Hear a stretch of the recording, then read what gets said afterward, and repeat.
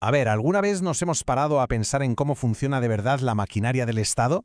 Pero ojo, no hablo de la política del día a día, sino de la estructura, ¿sabes? De los engranajes que hacen que todo se mueva. Bueno, pues hoy vamos a hacer justo eso, vamos a levantar el capó de la Administración General del Estado aquí en España y a ver cómo se monta pieza a pieza desde sus planos. Vale, esta es la hoja de ruta que vamos a seguir. Primero los planos, o sea, los principios básicos. Luego veremos cómo se reparte el poder.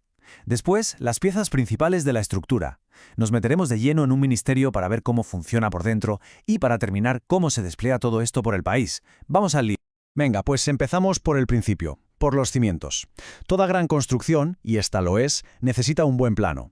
Y en el caso de la administración, ese plano está hecho de una serie de principios.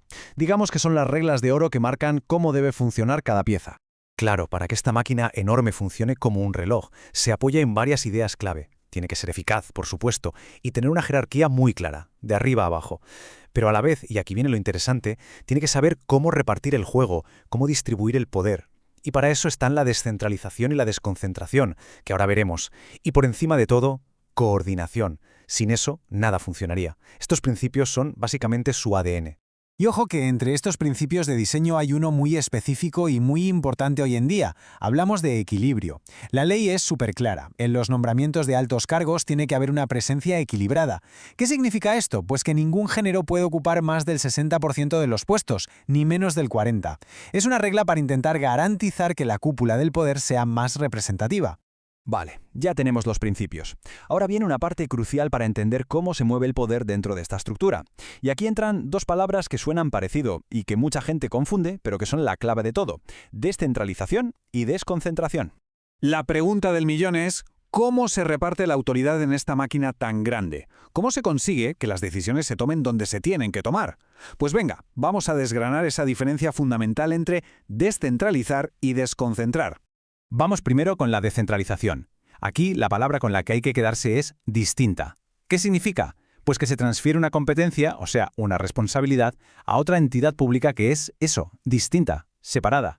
El poder se mueve, por así decirlo, hacia afuera de la organización principal, a otra entidad con su propia personalidad jurídica. No se va hacia abajo en la misma cadena de mando. Y por otro lado tenemos la desconcentración. Y aquí la clave es jerárquicamente dependiente. En este caso, la competencia se pasa de un órgano superior a uno inferior, pero ojo, dentro de la misma estructura, de la misma organización.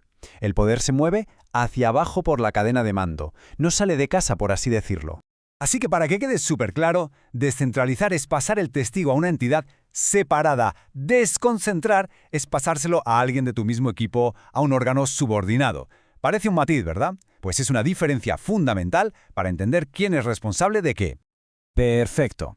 Ya tenemos los planos y sabemos cómo fluye la energía. Es hora de montar las piezas grandes, el chasis de nuestra máquina.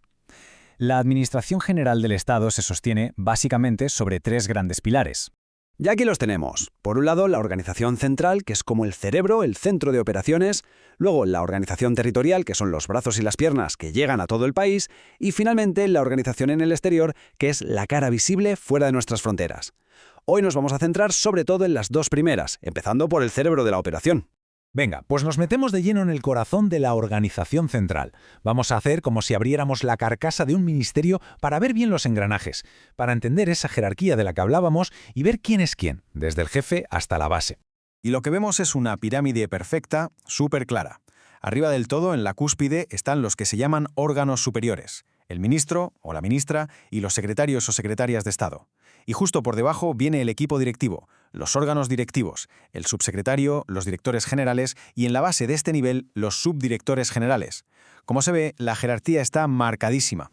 El ministro o la ministra es la cabeza de todo esto, el máximo responsable. Es quien dirige todo el departamento, quien decide los grandes objetivos, a dónde se quiere llegar y quien da el visto bueno final a los presupuestos.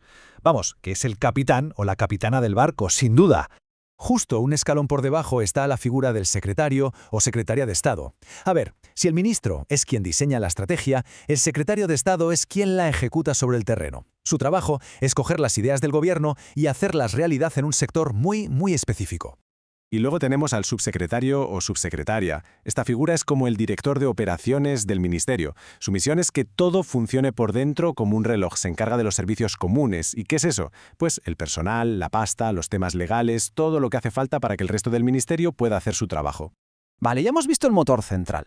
Pero claro, el Estado tiene que llegar a todas partes. Así que ahora hacemos zoom hacia afuera y cambiamos el foco. Dejamos el centro y nos vamos a ver cómo se organiza esta administración por todo el territorio, en las comunidades autónomas y en las provincias. Este esquema puede parecer un poco lioso, pero la idea es sencilla. Muestra cómo esa estructura central que hemos visto se despliega por el territorio. No hace falta memorizar cada cajita. Lo importante es quedarse con que la conexión entre el centro y el resto del país se hace a través de dos figuras clave, los delegados y los subdelegados del gobierno. Son, por así decirlo, la cara y los ojos del gobierno central en cada zona. Empecemos por arriba. El delegado o delegada del gobierno es la máxima autoridad del Estado en una comunidad autónoma. Su papel es importantísimo. Es la voz y la mano del gobierno en ese territorio. Dirige todos los servicios del Estado allí y, para que nos hagamos una idea de su nivel, tiene rango de subsecretario. Y si bajamos un peldaño, llegamos a nivel provincial. En cada provincia está el subdelegado o subdelegada del gobierno. Depende directamente del delegado, claro, y su trabajo es aplicar las directrices en esa provincia. Su rango es de subdirector general, así que ya vemos cómo encaja en toda la jerarquía que vimos antes. En resumen, lo que tenemos es un sistema muy complejo, sí, pero también muy jerárquico. Y está diseñado con una idea muy clara, que las órdenes, la autoridad y la coordinación viajen de forma fluida y sin perderse, desde el núcleo del gobierno central hasta la última provincia del país. Hemos montado la máquina, hemos visto su diseño. Es una estructura pensada para el orden, para la eficiencia. Pero claro, esto nos deja una pregunta en el aire, ¿no? En un mundo que cambia a la velocidad de la luz, ¿cómo hace una jerarquía tan rígida, tan estructurada, para adaptarse a los desafíos que surgen cada día?